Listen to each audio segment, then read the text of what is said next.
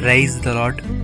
ప్రతిరోజు అనుదిన వాక్యం ద్వారా మీరెంతగానో బలపడుతున్నారని నేను ఆశిస్తున్నాను. అలాగే మీరు కనుక మన యూట్యూబ్ ఛానల్ని క్రొత్తగా వీక్షిస్తున్నట్లయితే మన యూట్యూబ్ ఛానల్ని సబ్స్క్రైబ్ చేయండి, ఇతరులకు షేర్ చేయండి.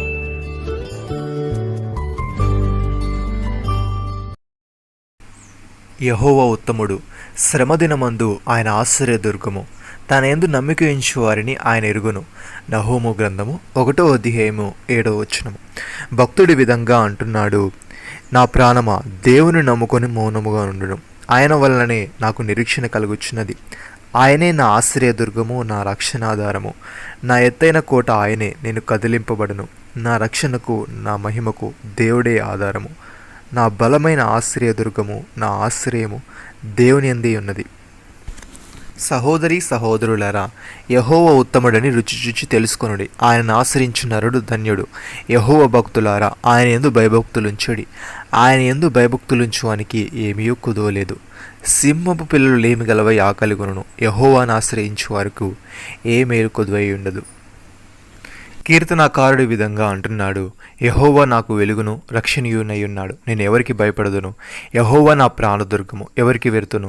నా శరీర మాంసము తినుటకై దుష్టులు నా మీదికి వచ్చినప్పుడు, నన్ను బాధించి శత్రువులు నా మీదికి వచ్చినప్పుడు వారు త్రుటిలి కూలిరి. నాతో యుద్ధము చేయుటకు దండు దిగినను నా హృదయం భయపడదు. నా మీదికి యుద్ధము రేగినను దీనిలో నేను ధైర్యం వేలుకొందును. యెహోవా యొద్ద ఒక వరం అడిగితిని, దాన్ని నేను వెతుకుచున్నాను. యెహోవా ప్రసన్నతను చూచుటకును, ఆయన ఆలయంలో ధ్యానించుటకును నా జీవితకాలం అంతయు నేను యెహోవా మందిరంలో నివసింపగోరుచున్నాను. ఆపత్కాలమున ఆయన తన పర్ణశాలలో నన్ను దాచెను, తన గుడారపు మాటను నన్ను దాచెను. ఆశ్రయ దుర్గం మీద ఆయన నన్ను ఎక్కించెను.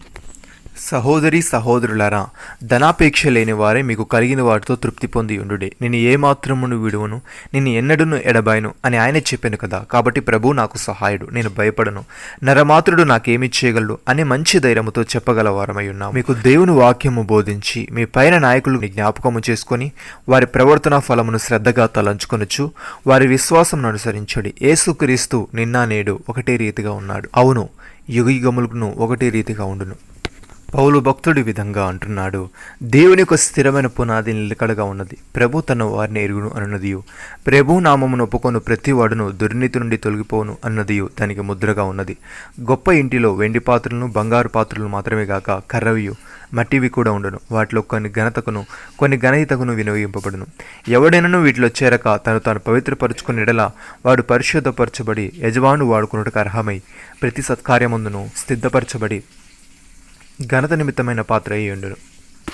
సహోదరి సహోదరులారా, ఆయన దృష్టికి కనబడిన సృష్టం ఏదీ లేదు. మనం ఎవనికి లెక్కప్పజెప్పవలసి ఉన్నదో ఆ దేవుని కనులకు సమస్తమును మరుగులేక తేటగా ఉన్నది. ఆకాశ మండలం గుండా వెళ్ళిన దేవుని కుమారుడని యేసు అను గొప్ప ప్రధాన యాజకుడు మనకున్నాడు గనుక మనం ఒప్పుకున్న దానిని గట్టిగా చేపట్టుదము. మన ప్రధాన యాజకుడు మన బలహీనతల యందు మనతో సహానుభావం లేనివాడు కాడు, కానీ సమస్త విషయంలోనూ మన వలనే శోధింపబడినను ఆయన పాపం లేనివాడుగా ఉండెను. గనుక మనము కనికరింపబడి సమయోచితమైన సహాయం కొరకు కృప పొందినట్లు ధైర్యముతో కృపాసనమునొద్దకు చేరుదము. నమ్మిన వారు నాతో కలిసి ప్రార్థనలో ఏకీభవించండి.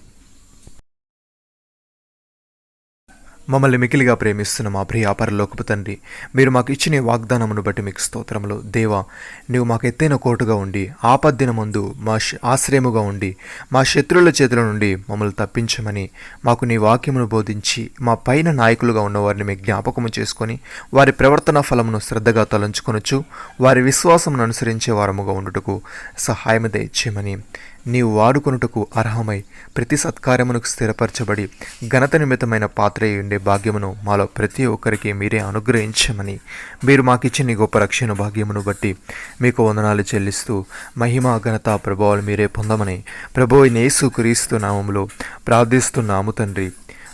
ఆమేన్.